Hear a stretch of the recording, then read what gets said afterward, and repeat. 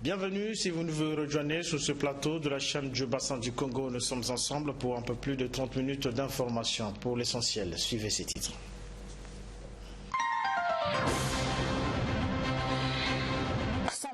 Tonnes de vivres et non-vivres et 185 cartons de médicaments et produits pharmaceutiques. C'est le lot que contient ce deuxième convoi humanitaire au chevet des victimes d'inondations dans la partie nord du pays. Et puis des maisons effondrées, des habitations inondées, conséquence des pluies diluviennes qui s'abattent dans la ville de Dolisie. Enfin, les raisons qui peuvent amener un humain au suicide expliquées par la psychologue clinicienne Félicité Tiana. Voilà tout pour les titres.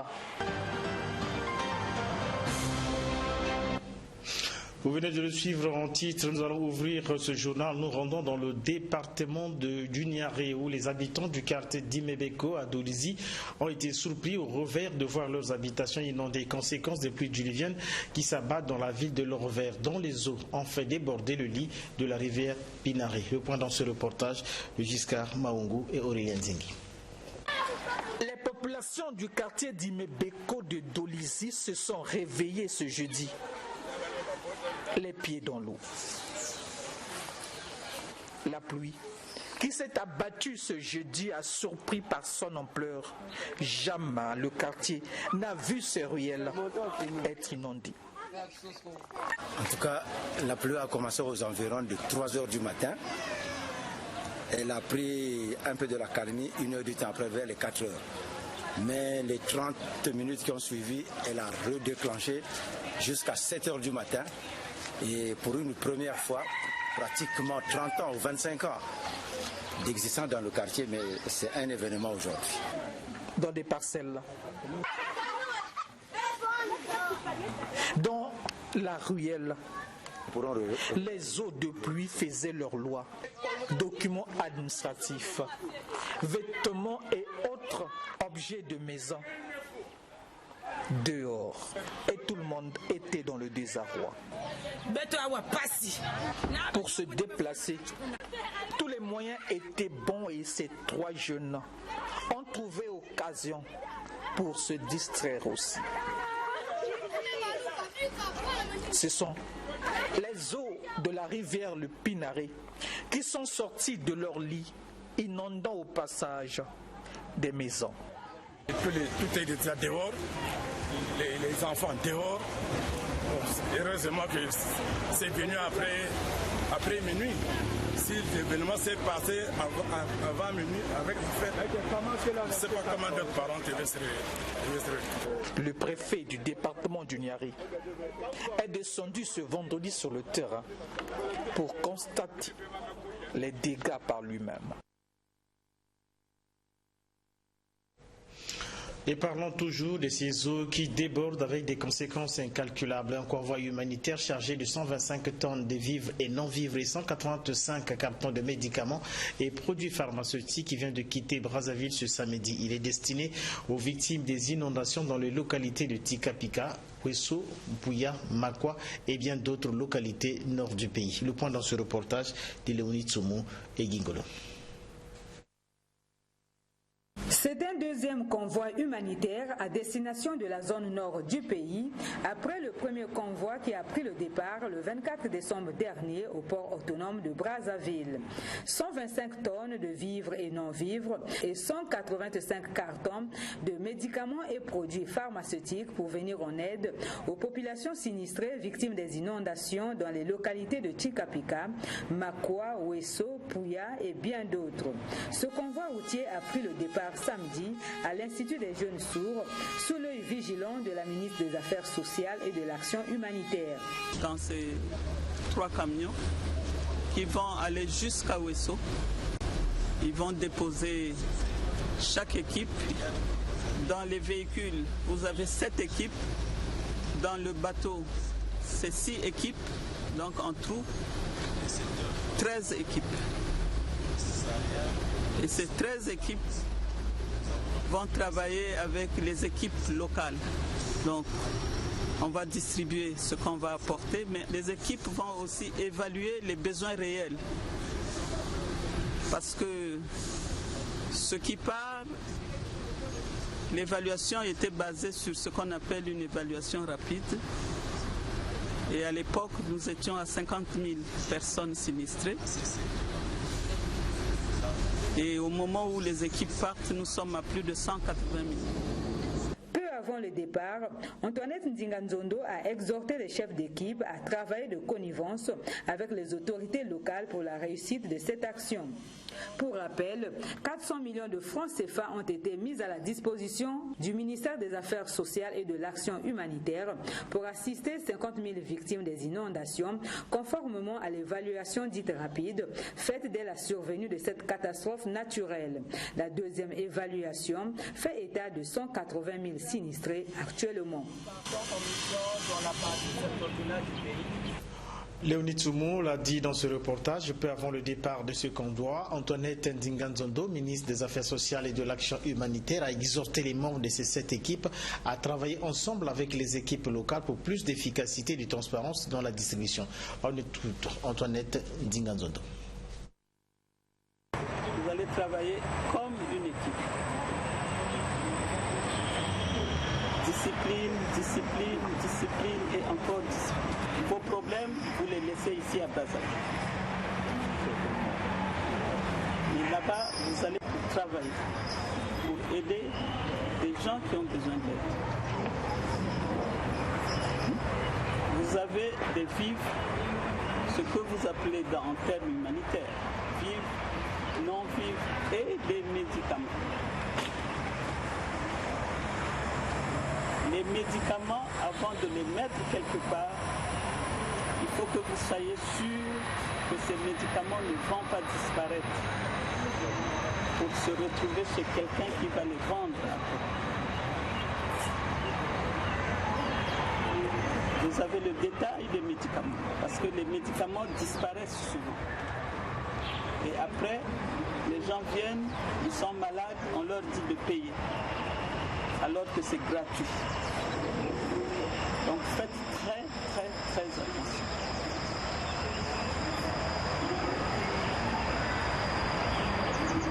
Les autorités locales doivent être les premières à vous dire qu'est-ce qui est plus sûr. Est-ce le centre de santé ou alors chez le sous-préfet? C'est vraiment la cohésion. Vous allez fonctionner comme des équipes. Chaque équipe est une équipe. L'équipe, c'est seulement ceux qui viennent de Brazzaville. L'équipe, c'est ceux qui viennent de Brazzaville et ceux qui sont là-bas. Antoinette Ndinganzondo exhortant les membres de cette délégation. Et puis parlant de suicide dans ce journal qui est un phénomène social et la deuxième cause du décès dans le monde qui a été au centre d'une réflexion entre les psychologues cliniciens de Brazzaville. Dans ce reportage de Morel Mabélé, le docteur Godefroy Ngakemi revient sur les causes du suicide à l'origine de près de 800 000 morts et tentatives de suicide. Le suicide dans tous ses états, c'est le thème choisi cette année par l'Organisation mondiale de la santé pour célébrer la journée mondiale de la santé mentale. Chaque année, près de 800 000 personnes mettent fin à leur jour et d'autres plus nombreuses encore font une tentative de suicide. Chaque suicide est une tragédie qui frappe une famille, une communauté ou un pays tout entier et qui a des effets durables sur l'entourage. Cette question a fait l'objet d'une grande réflexion chez les psychologues cliniciens congolais. Ils se sont retrouvés autour des thèmes le suicide chez la femme violée, le suicide chez le retraité, le suicide chez les adolescents et le suicide chez le militaire. Les causes du suicide, qui n'est pas une maladie mais un phénomène social, sont multiples. Ça peut être dû à certaines choses qu'on ne supporte plus dans la vie, par exemple l'humiliation pour une femme violée et pour un fonctionnaire admis à la retraite, vu la conjoncture économique, sa pension ne passe plus et il se sépare avec sa femme et parfois dans la famille et il est accusé de sorcier. Pour ce cadre de la République, il s'est dit la vie n'a plus de sens, je préfère me suicider. Le docteur Godefroy Ngakemi, psychologue clinicien à l'hôpital militaire Pierre Mobengo, revient revient sur les causes du suicide. Quand ils veulent faire face à cette pression sociale, ils n'arrivent pas. Et certains, et quand ils ont certaines fragilités, veulent donc mettre fin à cette vie qu'ils n'arrivent plus à suivre.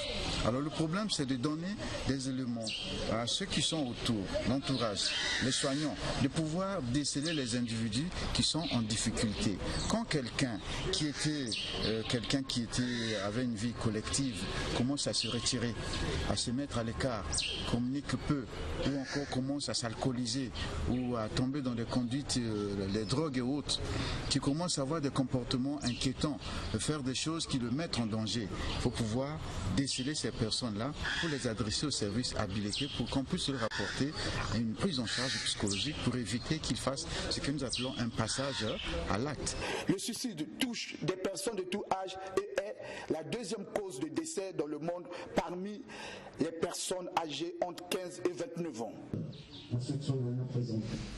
Justement, parlons du suicide. Félicité Nsana, psychologue clinicienne à l'hôpital de base de Makelekele, dans le premier ici à Brazzaville, revient sur ce témoignage d'une fille violée qui entendait se suicider. On l'écoute.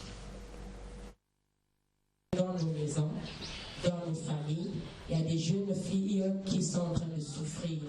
Il y a des jeunes filles qui ont été agressées sexuellement, mais qui n'ont jamais reçu de soins, qui sont là dans les maisons, dans les quartiers. Mais pour éviter que ces filles puissent se suicider, il faut observer les symptômes post-traumatiques que je viens de citer. Ce sont là les facteurs qui favorisent le suicide. Cette fille a tenté de se suicider une fois, à plusieurs reprises. Quand elle finit de poser l'acte, elle se dit, mais pourquoi je ne suis pas morte? Je suis encore là, qu'est-ce que je fais là? Je pensais que j'allais mourir. Et voilà, chaque fois qu'elle tentait, c'est comme ça qu'elle réagissait. Mais aujourd'hui, elle m'a certifié que je ne fais plus ça. Elle veut fonder une famille, elle veut apprendre la couture, elle veut faire beaucoup de choses. Il y a aussi la perte de virginité, où la patiente dit, moi j'ai perdu ma virginité, j'avais promis à mon père que je perdrais la virginité qu'après le mariage. Et en pareille circonstance, la patiente est vraiment dérangée. Il y a aussi d'autres symptômes comme la stigmatisation de l'acte. L'acte s'est passé, dans le quartier les gens sont au courant, ou encore dans la famille les gens sont au courant. La patiente se dit, je n'arrive plus à sortir, les amis du quartier savent ce qu'on a fait et vraiment je ne sais pas quoi faire. Il y a aussi le sentiment d'inutilité. La patiente dit, tel que je suis devenue, qui va encore m'épouser? J'ai perdu ma virginité, c'est fini pour moi. Il y a aussi le sentiment d'impuissance, où quand tu écoutes la patiente te dit, je me suis débattue mais en vain, j'ai crié au secours, il n'y avait personne. Il m'avait attaché les mains, il m'a fermé la bouche et je n'arrivais plus. Et parfois c'est avec les larmes. Le règlement au cas par cas des situations administratives des agents civils de l'État dont les salaires ont été suspendus a fait l'objet d'une réunion ici à Brazzaville du panel des syndicalistes des ministères des enseignements qui ont d'ailleurs, à l'issue de cette réunion, formulé quelques recommandations au gouvernement. Irma Okonji. C'est une rencontre qui a permis aux membres du panel de faire le bilan à mi-parcours, mieux une autopsie sur certains engagements pris par le gouvernement. Engagements au sujet de quelques points énumérés dans leur cahier de charges, ce depuis la fin de la grève des enseignants de 2013 jusqu'à ce jour. Parmi les 5 points, il y a celui de l'allocation des quotas dérisoires de recrutement des enseignants prestataires bénévoles, volant du déficit en personnel enseignant actif dans les écoles jugées criards et la suspension unilatérale du paiement des rappels de soldes d'activités dus aux enseignants sans motif réel, ce depuis 2014. Afin de maintenir serein le climat scolaire en cette nouvelle année 2020, le panel des syndicalistes des ministères des enseignements a fait quelques recommandations favorables aux enseignants.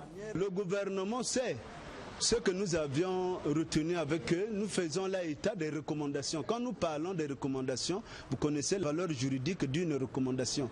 Donc, les recommandations ont été prises par le Comité national du dialogue social. Non, nous osons croire qu'une fois de plus, le gouvernement doit comprendre que les enseignants aussi ont été induits de patience. Ils ont compris qu'il fallait quand même que les enfants partent à l'école. Voilà l'année finie, il n'y a pas eu grève. Donc il faut que l'année qui commence soit quand même meilleure aussi pour tous, que le gouvernement sache que ces revendications-là aussi ne doivent pas être là, éternelles, et qu'on organise chaque fois les conférences de presse pour les mêmes choses. On doit évoluer, on ne doit pas être comme les oiseaux qui font que les mêmes nids. Donc il faut qu'on évolue, que le gouvernement mette en application ces revendications. Il est de noter qu'en dehors de ces recommandations s'ajoute également la publication de l'arrêté interministériel fixant les montants des primes et indemnités dues aux enseignants, ce conformément aux articles 54 et 55 du statut particulier des agents et cadres de l'éducation nationale et le paiement intégral de la prime d'enracinement.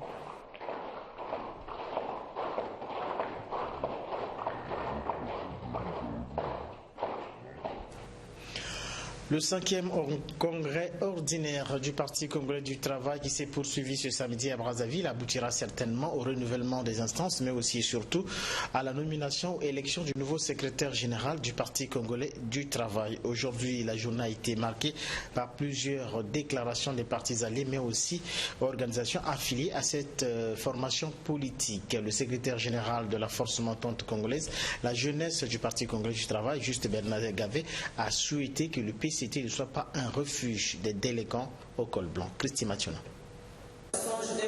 Deux temps forts ont marqué cette deuxième journée du 5e congrès ordinaire du PCT. D'abord, les discours des partis invités, puis les messages des vétérans jeunes et les femmes du Parti congolais du travail.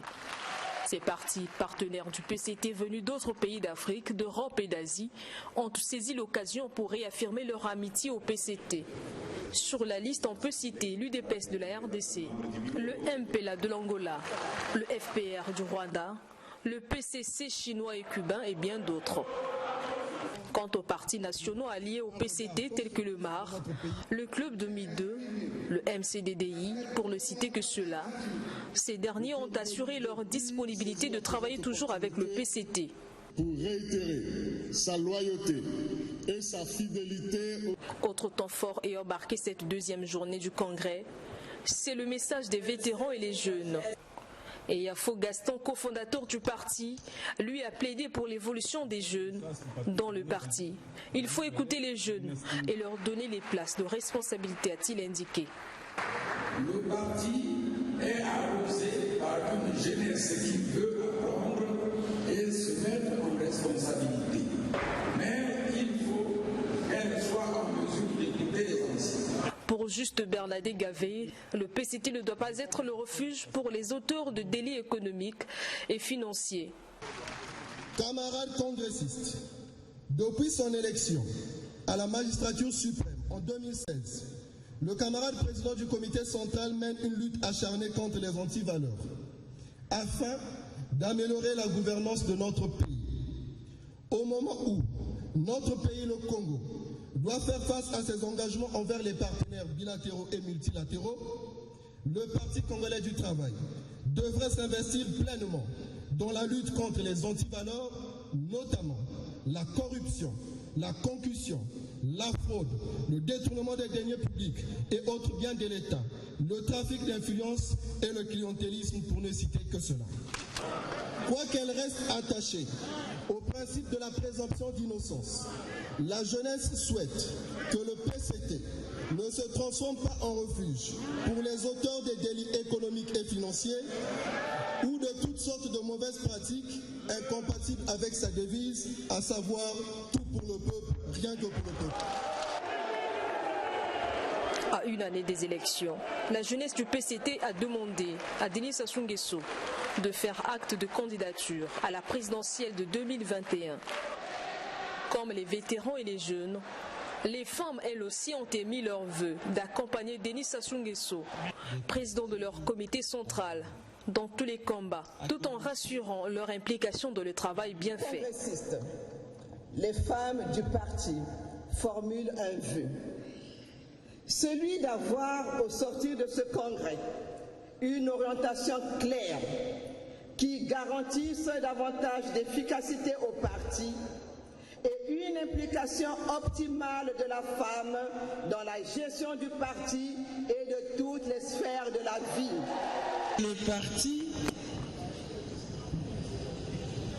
a fait que l'on prenne l'option dans la Constitution d'aller vers la parité. Plus de 3000 personnes prennent part à ce 5e congrès ordinaire du PCT qui va tirer ses conclusions ce lundi 30 décembre. Déjà, selon le calendrier des travaux, c'est ce dimanche que les nouvelles instances du PCT seront mises en place. Et puis quelques militants et sympathisants de cette formation politique au pouvoir expriment leurs attentes de ce congrès. On les écoute. En tant que congressiste, ce que j'attends de ce congrès, c'est sa réussite. Par rapport au message du président du comité central du parti, qui a demandé que dans l'ordre et la discipline, que les choses se fassent. Et nous le constatons, tout le déroulement. Et ce que j'attends, c'est que le congrès aboutisse et que les instances soient des instances qui obéissent aux recommandations du président du comité central, un peu rajeunies, un peu efféminées, et bref, que toutes les couches se retrouvent pour que le parti soit fort. Les attentes, nous étant jeunes, nous voulons que le PCT devienne plus fort qu'avant. Et nous n'espérons pas braver sur la sagesse des aînés, comme vous venez de le dire. Et donc je vais me réserver en disant, nous aimons apprendre et les attentes, c'est la formation des jeunes au sein du Parti congolais du travail. Quand il y a des leçons du passé, nous avons fauté quelque part et qu'on essaie de faire, qu'on aille de l'avant. Il faut qu'il y ait la formation pour des jeunes et nous appelons aussi notre très cher patriote, camarade, président du comité central Denis Sassou Nguesso à faire acte de candidature et nous pensons que les choses iront bon train. Pour un parti plutôt qui a 50 ans, en 50 ans, il n'a que 5 congrès ordinaires. Donc, c'est parlant. Mais aujourd'hui, il est de bonne loi qu'une autre porte puisse s'ouvrir pour une autre génération. Et puis magistrats, greffiers, huissiers de justice dotés du matériel approprié afin de leur permettre d'exécuter dignement leur mission. Ainsi, le vide constaté dans le passé vient d'être comblé par ce processus de réforme et d'innovation de la justice congolaise, comme nous le dit Armand Sonza dans ce reportage. Au cours de ce séminaire atelier qui s'est en définitive transformé. Clôturant les travaux, Henri Bouka a invité les séminaristes à matérialiser toutes les décisions prises à l'issue des travaux du séminaire atelier.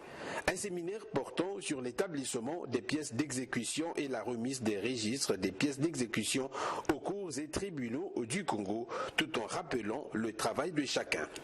Exercer le travail de magistrat, c'est être un homme humble et modeste, discret également, mais tenace et travailleur. L'exécution des sentences pénales en réalité est un immense défi pour nous. C'est un défi que nous allons relever avec succès. Nous sommes l'équipe du changement dans la continuité.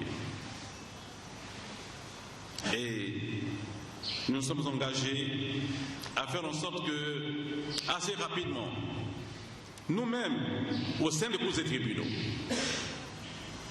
et la nation qui nous observe, perçoivent le changement, un changement profond et conséquent dans notre manière d'être et de faire.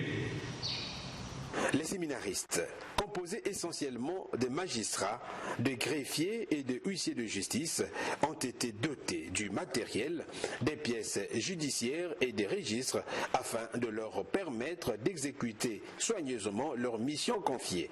Ceci intègre bien le processus de réforme et d'innovation initié par la Cour suprême pour l'avenir de la justice congolaise. Le vide a été criard dans le passé, mais aujourd'hui, ce vide est totalement comblé grâce à l'assiduité des séminaristes. D'où la satisfaction du procureur général près de la Cour suprême. Gilbert Mouyabi s'est beaucoup plus adressé au chef des parquets. Vous devez être une sorte d'organe de veille de la constitution des registres, des pièces d'exécution. Un organe de veille pour leur tenue complète, régulière. Et il vous faut comme organe de veille, vous les magistrats du parquet, être prêt à relever les dysfonctionnements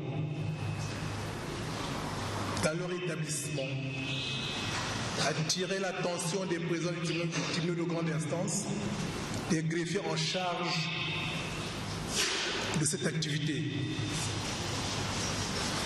Les greffiers en charge, nous le savons, font du bon travail, savent faire le travail, mais le contrôle du magistrat du parquet est très important.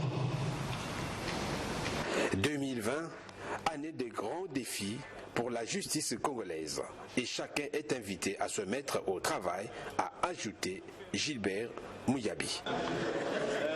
Voilà. Et puis c'est dans le but de bâtir une équipe nationale des Diables Rouges de basketball capable de défendre les couleurs du pays en compétitions internationales que vient d'être lancé ici à Brazzaville. Les 37e championnats nationaux de la discipline en plusieurs catégories. Le point de la première journée avec Evra Tikasuma. Longtemps reporté pour diverses raisons, la 37e édition des championnats nationaux de basketball a enfin démarré ce samedi au gymnase Maxime Matima de Makelekele. Ces championnats, qui visent la qualification des joueurs en équipe nationale senior hommes et dames, regroupent 8 équipes en senior hommes, 3 en senior dames, 12 équipes en junior hommes, 4 en junior dames et 7 équipes en catégorie cadette hommes. Pour Bruno Jean-Richard Itoa, président de la Fédération congolaise de basketball, à travers ces championnats, c'est le moment plus que jamais de bâtir une équipe nationale capable de défendre les couleurs du pays en compétitions internationales. Et donc, nous pourrons reprendre notre place dans toutes les compétitions sous-régionales, ici dans la zone 4, compétitions au niveau africain, mais nous pourrons aussi de nouveau organiser des compétitions parce que le Congo est le pays qui a probablement les plus belles installations sportives aujourd'hui en Afrique noire. Donc, jouez bien, distinguez-vous, parce que le DTN est là, il vous regarde, et probablement dans les jours qui viennent, nous allons vous présenter la DTN, la Direction technique nationale, et très vite, nous allons commencer à faire le travail d'identification, de recensement des meilleurs athlètes de la nation. La compétition se termine le 30. Toutefois, les négociations se poursuivent avec la Confédération africaine de basketball et la Fédération internationale de basketball afin que ces instances internationales de basket puissent réduire les amendes infligées au Congo pour n'avoir pas organisé l'Afro-Basket en 2017, a renchéri Bruno Jean-Richard Itoa. Je déclare ouvert les 37e championnats nationaux. C'est Pépin Bongoula, directeur national des infrastructures, qui a donné le coup d'envoi de ces 37e championnats nationaux de basketball en lieu et place du ministre des Sports empêché. A noter que pour cette première journée, Sapeli Basket Club, tout de rouge vêtu, a été battu par Basket Club Kara. Voilà, c'est par le lancement de ce championnat national de basketball que nous bouclons ce journal. Mais pour ceux qui nous ont pris en cours, retenez pour l'essentiel que nous avons parlé dans ce journal d'un convoi humanitaire qui vient de quitter Brazzaville avec à son bord des vivres et non-vivres, mais aussi des produits pharmaceutiques destinés aux victimes des inondations dans la partie nord du pays. Nous avons parlé également des inondations au quartier Djimebeko. Nous sommes là dans le département du Niari, plus précisément à Dolizy, mais également de la deuxième journée du 5e congrès ordinaire du Parti congolais du travail. Merci de nous avoir suivis. On se retrouve ce dimanche pour le point de la semaine.